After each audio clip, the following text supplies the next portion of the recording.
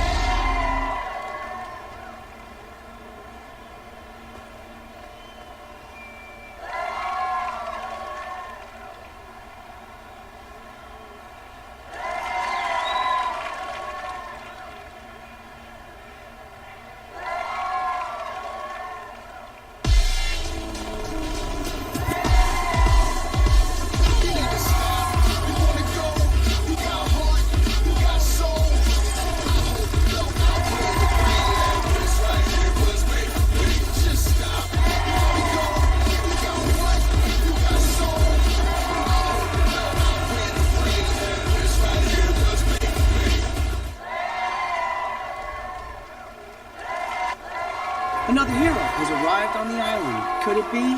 It's me, the one and only. Well, I'll give you this. You sure know how to make an entrance. Oh, very funny. Want to tell the folks at home what we're doing here? Celebrating the holidays in style.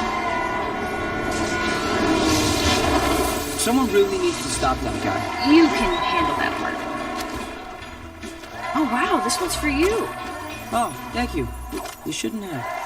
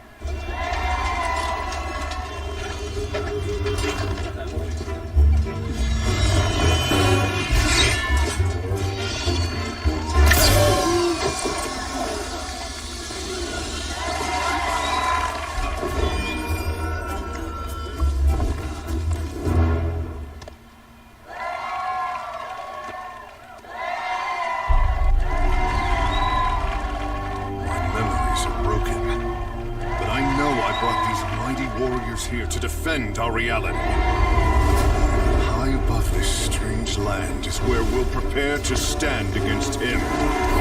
Galactus, the devourer of worlds. We must remember who we are. Storm, Iron Man, Mystique, Doctor Doom, She-Hulk, Wolverine, and I am Groot. Indeed. Our greatest war begins here.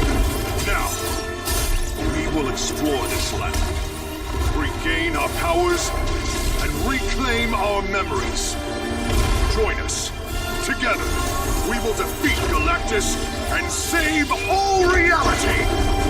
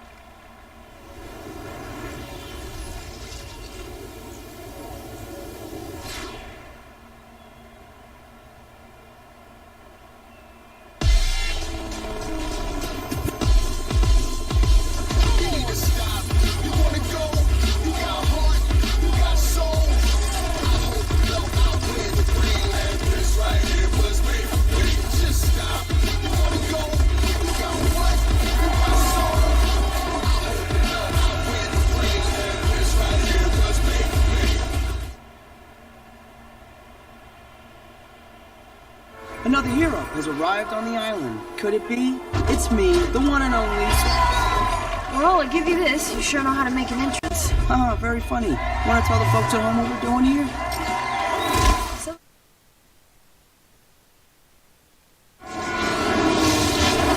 Someone really needs to stop that guy. You can handle that part. Oh, wow, this one's for you. Oh, thank you. You shouldn't have.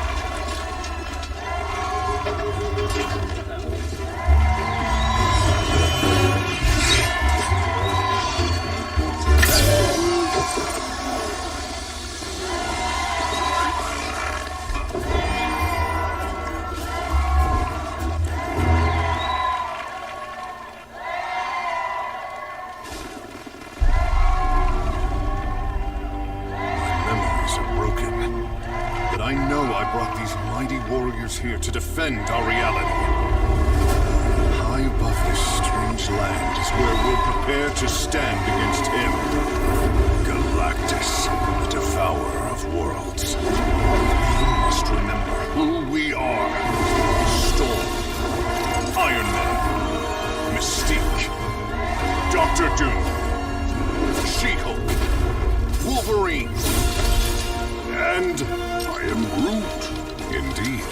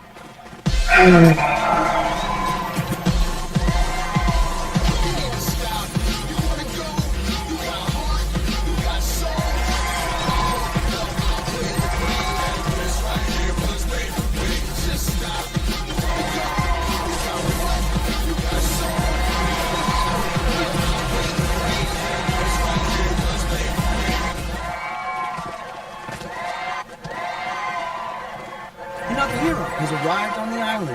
Could it be? It's me, the one and only. Well, I'll give you this. You sure know how to make an entrance. Oh, very funny. Want to tell the folks at home what we're doing here?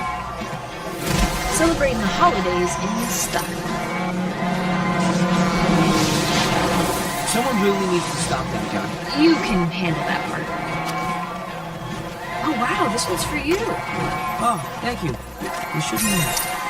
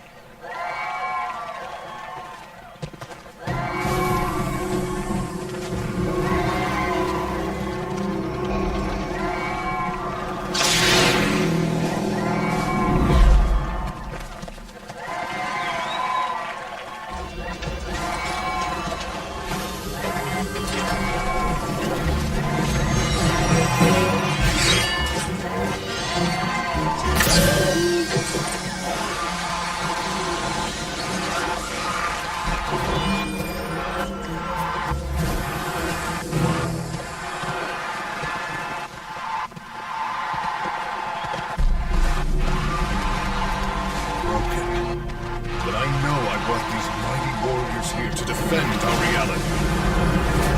High above this strange land is where we'll prepare to stand against him. Galactus, the founder of worlds. We must remember who we are. Storm, Iron Man, Mystique, Doctor Doom, She-Hulk, Wolverine, and I am Groot. Indeed. Our greatest war begins here. Now, we will explore this land, regain our powers, and reclaim our memories. Join us. Together, we will defeat Galactus and save all reality!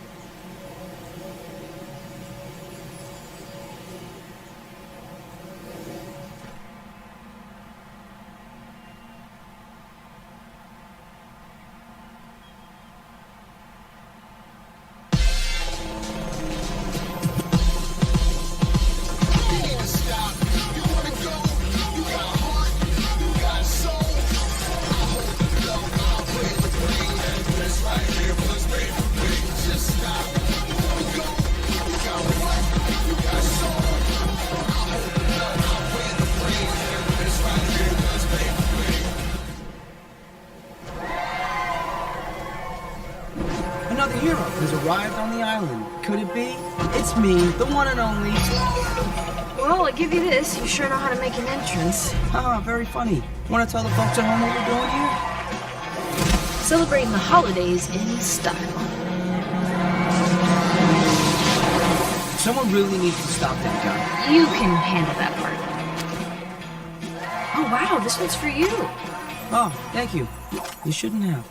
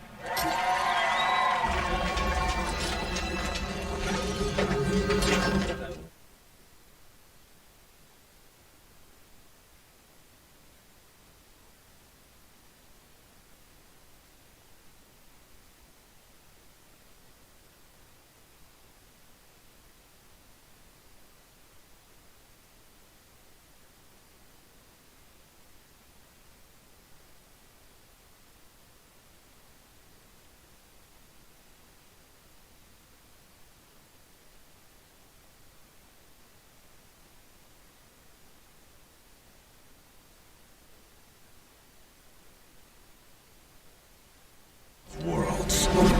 We must remember who we are. Storm, Iron Man, Mystique, Doctor Doom, She-Hulk, Wolverine, and I am Groot. Indeed. Our greatest war begins here. Now, we will explore this land, regain our powers, and reclaim our memories. Join us. Together, we will defeat...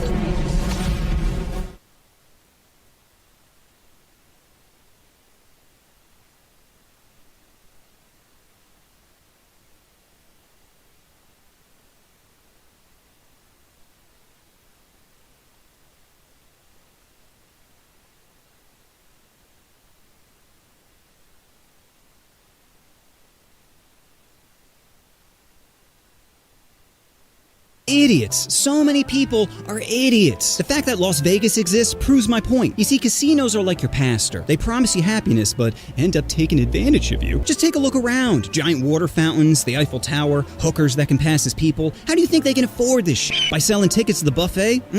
It's by convincing suckers that they're smarter than multi-billion-dollar corporations. How many times have you heard someone say, "This is my hot seat," or "my lucky slot machine"? Spoiler alert, luck doesn't exist. If it did, your dad would have decided to pull out years ago. Another phrase I hear all the time is, "My number hasn't popped up, so it's due." Like, why don't you go outside and huff some paint? Because you clearly don't understand how probability works. If there's 100 numbers and the number 7 pops up 10 times in a row, do you know the odds that it'll pop up in the 11th time? 1 out of 100! Just because it popped up before has no impact on it popping up again. But even if you're bad at math, just take a look around a casino. They're built specifically to milk you for all you got. There's no clocks or windows, so you don't realize how long you've been gambling for. They use chips and cards so it doesn't feel like you're using real money. Machines have flashing lights and sounds that give you dopamine rushes. And best of all, they serve you free alcohol. Nothing in life is free. If your girlfriend gives you a free blowy, know you'll end up paying for it later. So casinos aren't giving out drinks out of the kindness of their heart. They're doing it to stir chemicals in your brain to disrupt whatever little bit of object reality you have left. We've all made dumb decisions while drunk. Now imagine being plastered next to an ATM. Could you not see how this shit could go off the rails? And people still go to Vegas thinking they're gonna make it big, when the only thing that they're winning is chlamydia and divorce papers. But why, offending everybody, are you going this hard on gambling? Well, for starters, every idea I have is random. I refuse to be like these other basic bitch stick figure channels, just copying everyone's idea and never coming up with anything original. But what really spurred this idea was I was on a cruise recently, and I like to play this game called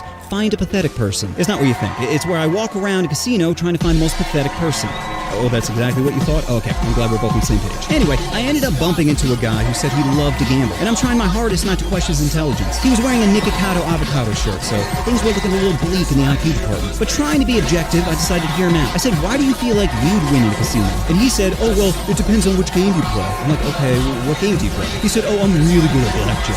His face looked like Bella Ramsey, so I'm thinking maybe he's one of those autistic savants. I'm like, "How are you so good at blackjack?" Now he's starting to patronize me, saying, "Bro, there are tons of books on it." So in his mind, if there's a book, it must be true. That's why Kanye is like, "Guys, I'm not anti-Semitic. If you just read a little bit of Mein Kampf, you see that I'm totally right." So I say to the guy, "Okay, hear me out. Imagine you're a corporation who makes tens, if not hundreds of millions of dollars providing games. Each game provides you a higher statistic for winning each round. So even if it's a 51% chance, the house will still net benefit over time. Now what you're telling me is one game has a higher chance of people winning. Do you think a company is like, you know what, we're making way too much money off these games. Let's just give people one game where they can win more often. Sure, we lose money, but I'm just a company who cares not only about earning tons of money, but people too." So he doubles down and says, "Well, you just have to know when to walk away." I'm like, "Walk away? Well, what does that even mean? When is the right time to walk away? As soon as you make a profit? As soon as you double the money that you came in with? Or is it percentage based where you make 15% or more and you walk away? Please tell me, in your head, what does the term walk away actually mean?" And his response was, and I quote, "It's just a feeling," which, to be honest, sums up this entire video. It's not statistics or logic that makes people play these clearly rigged games. It's a feeling. So why waste your time working hard for money when you can just pull a lever and have a machine decide it for you? So that's my video on why gambling in a casino is stupid. If I miss any, please let me know down in the comments. And just remember, the only smart gambling is spoon-feeding drinks into a 5'5" big titty Asian. Hit me. You know what you want to do. Oh, you want to push that subscribe button. Oh, push the button. Push the button.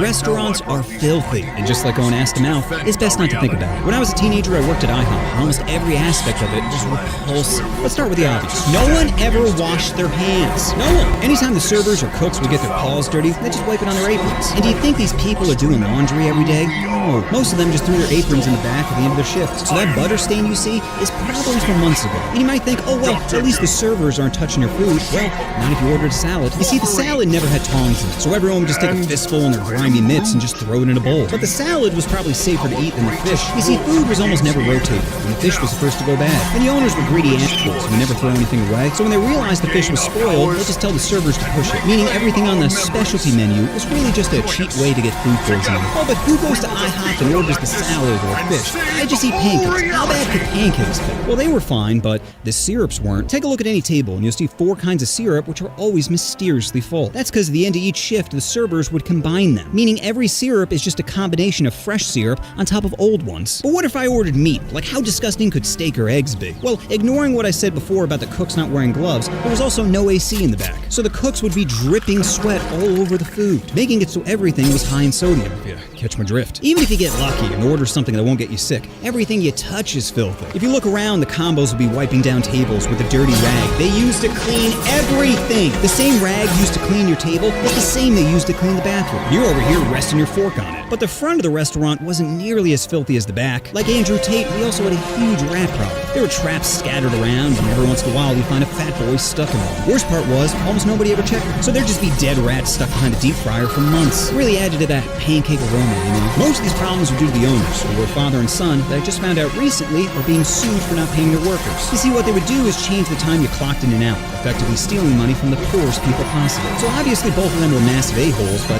to me the son was way worse. You see, the dad never tried to hide his cruelty. He'd just be a dick to everyone he met, while the son was much more manipulative. He came off as charming and personable, which made the fact he was stealing money from us even worse. Also, he had a massive coke problem. Like one time I knock on his door and say I need help with a customer. He comes out a few minutes later with powder very clearly on his nose, and I'm just shooting a look at the customer like, should one of us say something? But the managers always just caved to the customer's demands. That's why the best revenge was the one dished out by the servers. Like I had a customer call me boy once. He asked if we had any strawberry syrup, and I said, we might in the back. He said, well then go fetch it for me, boy. And personally, I don't like how many eyes he put at the end of it. Yeah, I'm pasty, but I felt all my black brothers behind me saying, teach that honky a lesson. So I took some strawberry syrup and made sure to top it off with some dirty rag juice. I had another customer not tip me and come back to the same restaurant. That's like committing arson and walking into the police station like, what do you mean there's consequences for my actions? And the dude decides to double down and insult me. He says, oh, you're still working here? Would have thought you got a real job by now. And my brain is just laughing, going, oh, I am gonna murder your food.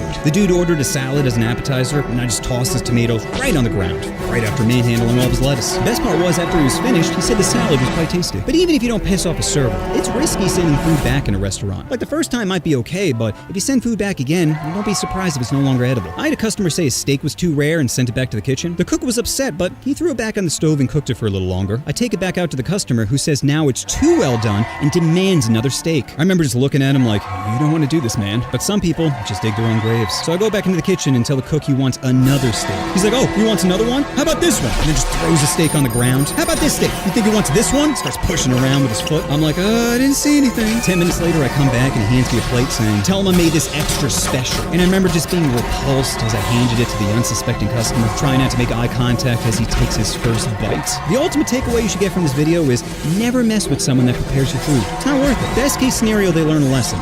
Worst case scenario, your angel hair pasta has more hair than you asked for. You know what you want to do. Oh, you want to push that subscribe button. Oh, push the button. Push the button. Sell to your customers anywhere with Shopify, the commerce platform designed for entrepreneurs. Online, on social, in person, and on the go. Get the tools you need to sell the way you want. Powered by Shopify. Everyone loves to get wet. Isn't that right, ladies? That's why I decided to go to America's largest indoor water park, Kalahari Resorts. They got water slides, a wave pool, jail for teens, everything you could possibly want for the low price of your physical well-being. You see, water parks are like Diddy's house. They're wet, rough, and don't ask for permission. I think I got hurt on almost every slide. First slide I like to call Lazy Dog. You lie down face first on your elbows, which sounds like a terrible idea, and it is! Anytime someone says, just get in your elbows, you should start asking questions. Worst part was you can't wear goggles, so all you're doing is taking money shots to the face. And at the end of the ride, they added a little hill. That way you gain a little bit of air before landing back down on your elbows. I remember just standing up afterwards like, why did I pay for this? Second slide I like to call, it's a trap, where a trap door opens up, dropping you into it. Which, to be fair, would have been great if they allowed you to wear fucking goggles. Hard to have fun when you take a fire hose to the face. Feel like if you went skydiving and someone's just repeatedly slapping you. Like, this is kind of ruining the experience. Third slide I like to call the pooper, because it starts off like a regular slide but connects to a giant toilet bowl that flushes you into a pool. Now this can be a great slide, depending on how you fall. Feet first and you're fine. Head first and oh, my spine! That's right, my third time playing goldfish, I went headfirst, causing my spine to bend backwards as I belly flopped into the pool. To make it worse, once I surfaced, I'm just getting pelted in the head by a waterfall. Now I'm crazy disoriented and a great deal of pain playing Marco Polo with a preteen lifeguard. Help me, child!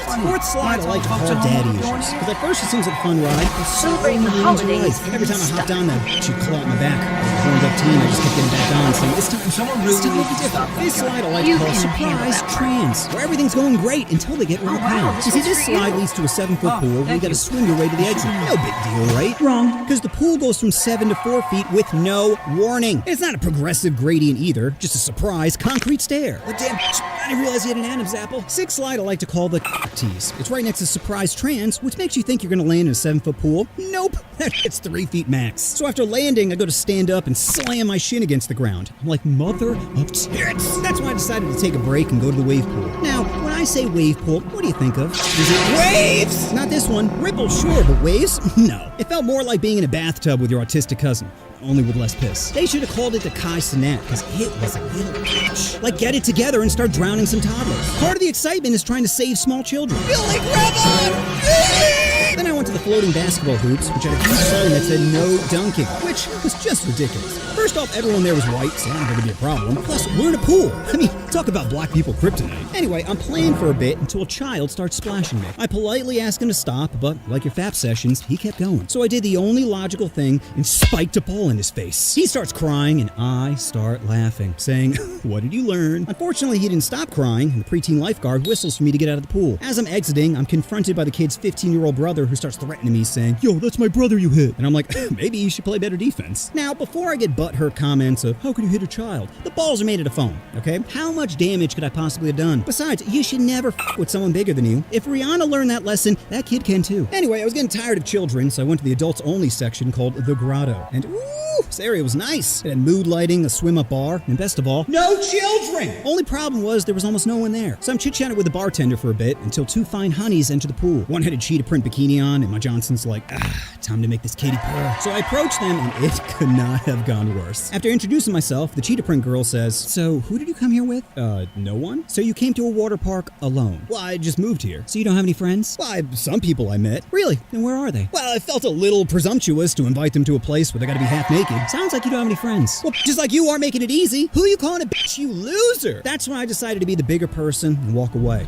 Right after splashing with. So now there's only about an hour left, and both my body and ego are hurt. Normally I just leave, but I was determined to have a positive experience. That's when I see the Flow Rider or surfing simulator. Now, I never skateboarded or surfed before, but thought, how hard could it be? Spoiler alert, pretty goddamn hard! Turns out the only thing f***ing me that day was my balance. Because as soon as I hopped on the board, I just went face first into the wave and slid my way to the top. Then took the rest of Sheen back down, saying, okay, let's try this again. The kid running it says, why did you lean forward? I'm like, because I wanted to RKO myself. What do you think happened? My first time doing this. Cut me some shit. He says, here, just hold my hands and start bouncing on the board. I'll guide you. So I start bouncing and slowly work my way into the wave. As soon as he lets go, my board starts to spin. And I'm like, no. Then I fell backwards, slamming my head against the mat. Concussion has entered the chat. Yep, after all the scrapes and bruises, I ended my water park experience with a concussion. Ringing in my ears, bright lights, massive headache. I had it all. Almost like God was trying to shake some sense into me. You didn't learn your lessons on the slides? Here, maybe this is the time. So anyone thinking about going to a water park, just don't.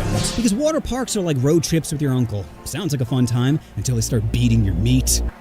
You know what you want to do. Oh, you want to push that subscribe button. Oh, push the button. Push the button. What is the best prank you've pulled on someone? Is it saran wrapping their toilet, drawing on them while asleep, zip tying a can of Febreze and tossing it in the room? No! Well, here are the best pranks I pulled in college. Number 1, models wanted. In every dorm, they'd have a bulletin board with a whole bunch of things posted on it. So my friends and I thought it'd be funny to make an advertisement for a fake modeling contract. In the description, it said, looking for people 18 to 22 to be a part of the Make Eating Healthy Sexy campaign. All qualified candidates send provocative but safe for work photos of you with healthy foods to the email below. And within a week, 13 people sent us photos. Ugh, and there were so many juicy ones. Almost everyone was half naked, doing just the wildest things with fruit. Well, all except one one guy who did not get the safe for work memo and literally painted his dick like a banana. The best part was he was hard in the shot and we just kept laughing, thinking about somebody had to have taken his picture. And just imagine the logistics of slapping your Johnson being like, hey, do you think this is my best dick angle? Crazy. Now, originally, that's where our prank ended, as getting people to pose half naked with fruit seemed funny enough. That was until I attended a college basketball game and saw someone with a huge cardboard cutout of someone's face. Immediately, I got aroused, thinking, oh my god, what if I blew up these images for everyone to see? So I found the guy with the face sign and was like, hey man,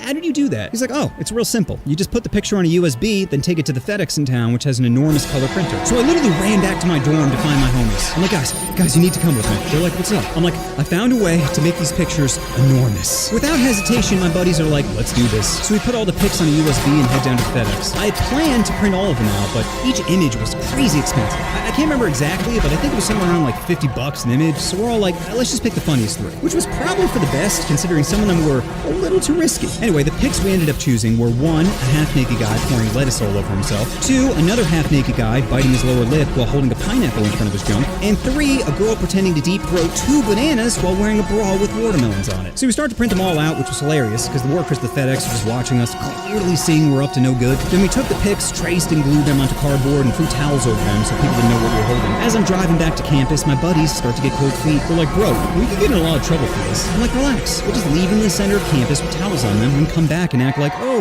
we're discovering them. So that's exactly what we did. We found the most walked path on campus and placed them right front and center. So then we came back with backpacks on and we're like, oh wait, what's this? Then took the towels off them for everyone to see. Within minutes, there is a huge crowd around them with people dying laughing. And my dopamine is spiking as I'm just looking around campus at all the joy that I've caused. Eventually, the people in the photos discovered them, and that's when the real entertainment began. You see, the guys were good sports about it. One of them was posing next to it, taking pictures with people, smiling, but the girl with the watermelon titties was not happy. She kept trying to rip it up, but she was struggling, which only drew more attention to herself.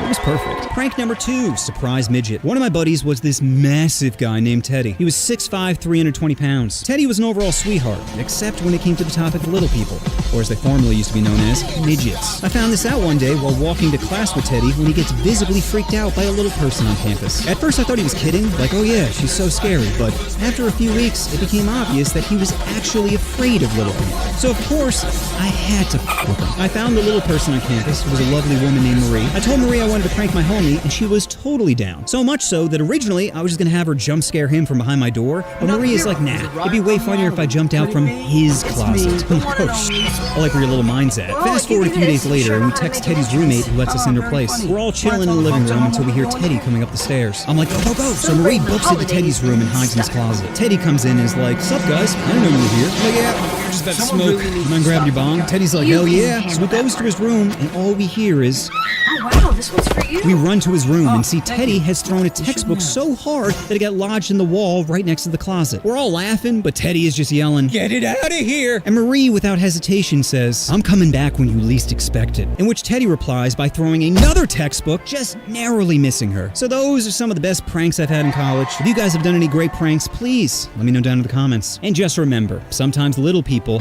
make big problems. You know what you want to do. Oh, you want to push that subscribe button. Oh, push the button. Push the button.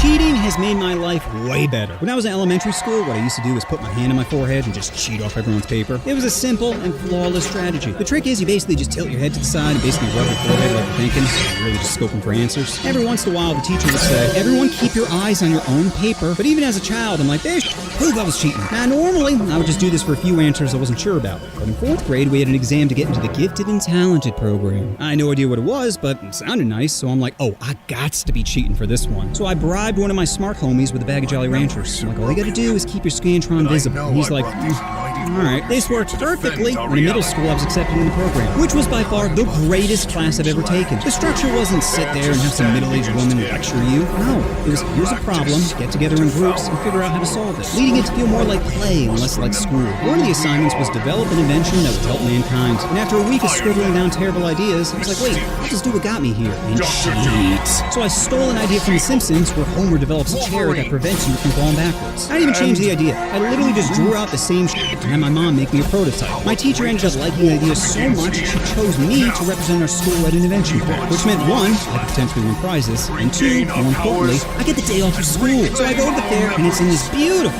all-white high school. How did I know the demographic was white? Because it had a goddamn planetarium in it. Yeah, try finding that in the inner city. That's right, there was an entire room dedicated to looking at all the grandness of the universe right next to my first BJ. And while waiting for the judges to come around, I went to one of the shows, which was incredible. Not because it gave me perspective that we're all just stardust-filled meatbags given enough rationality to realize our own mortality, but because it was hilarious. You see, the presenter used a laser pointer to show different constellations and star systems, but some kid also brought a laser pointer and during the show just started circling random things, which caused the presenter to get furious. She's like, whoever's doing that, stop it right now. And I'm just dying laughing, which causes other people to start laughing, which causes the presenter to turn on the lights and cancel the show. I'm like, this day is already incredible, and knowing my classmates are stuck in school right now is only making it better. So I go back to my booth, and eventually 2 judges come over. They ask me questions about my invention, and I bullshit my brains out. I'm like, oh, well, many kids get bored and lean back in their chairs, so I just thought of a way to ensure their safety, blah, blah, blah. A few hours later, everyone gathers in the auditorium for awards. There were 5 prizes to give out, and I ended up winning 3 of them. 2 were $50 gift certificates, and 1 was a $300 stereo system. I was so freaking happy. And not even so much from the prizes, but the fact I was standing in front of a crowd of people that were cheering me. Because remember, I'm 11 years old. Nothing special had ever happened to me by that point. And now, I'm winning 3 out of 5 prizes in an auditorium full of jealous kids.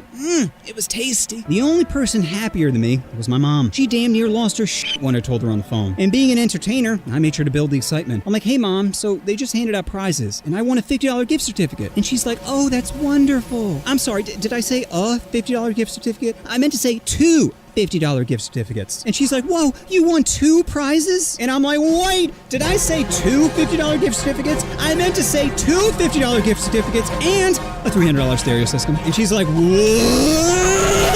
And the praise didn't stop there. The following day at school, my teacher is parading me around like little Steven crushed it at the invention fair. Behold his enormous brain, you dumb peasants! And I'm just waving like Miss America, like, thank you. Thank you, I was born with a gift. Thank you. Every once in a while, a student would come up to me and be like, hey, you stole that idea from The Simpsons. In which I'd reply, I'm sorry, where's your $300 stereo system? Oh, that's right. I'm gonna call you Smuckers, because you're being ultra jelly right now. So overall, what this experience taught me is cheaters always prosper. It got me into a class where I could flex my creative muscles. It got me a day off of school. It got me a free comedy show. It won me prizes. It made my parent proud. And it got me what I wanted most of all, attention. So the lesson you should take from this video is cheat in school. And it doesn't have to be the hand on the forehead strategy. It could be writing your answers on a small piece of paper, or checking your cell phone in the bathroom, or blackmailing your teacher when you find their OnlyFans. It doesn't matter so long as you're not studying, because life doesn't reward hard work. It rewards exploiting other people's hard work. You know what you want to do. Oh, you want to push that subscribe button. Oh, push the button. Push the button. Who are the worst types of kids in high school? Is it ghetto girls? Hoop earrings, fake nails, head movements like a rooster when they're upset? Usually called white names, just pronounced poorly. No, it's Stephanie. Talks trash about other girls' hair when hers looks like she got it from My Autistic Pony. Thinks they're hot when the only thing flaming is that allergic to latex cooter. Is it Discord mods? Kids with an overly inflated ego from having the tiniest bit of power. They think they're cool when they're really just an Uncle Tom for a successful YouTuber. Jay Schlatt doesn't ask twice. Okay. Is it the gym rat? First kid you've ever seen with back knee. Refuses to tilt while walking through the hallway. Grunts while working out to let you know who's the alpha. Is it the teacher's pet? You know the kid that raises their hand at the end of class to tell the teacher she forgot to sign homework? I mean, have you ever wanted to bully a kid more? How dare you make it so I have 15 minutes less to play Minecraft? But homework will help us learn. No, you're about to learn today, sweet cheeks. Is it my first facial hair? The kid that thinks he's a man because he can now grow a few whiskers above his lip, thinks he looks like Zac Efron when he really looks like get in the back of the van, John. Is it bullies? The kids who pick on others in order to deflect from their own insecurities. Remember, they're not beating you up for being gay. They're just trying to beat the gay out of themselves. Is it the person most likely to join a cult? You know the people that idolize a narcissist whose only goals are money, power, and to sleep with underage girls who keep a secret? These kids just want a community to belong to, which comes at the low cost of their silent obedience. Is it pork chops? The greasy walrus-like creatures that have completely given up on their bodies. Tells people body shaming is wrong, asks to use the elevator during fire drills, gets upset when only one butt cheek fits in their chair. These kids are barely even people. They're basically just flesh vacuums for overprocessed food. Is it the artsy kids who create gorgeous pieces of art that will later be stolen by AI programs? These guys are like Heath Ledger. They have tons of talent, but they're too busy sleeping.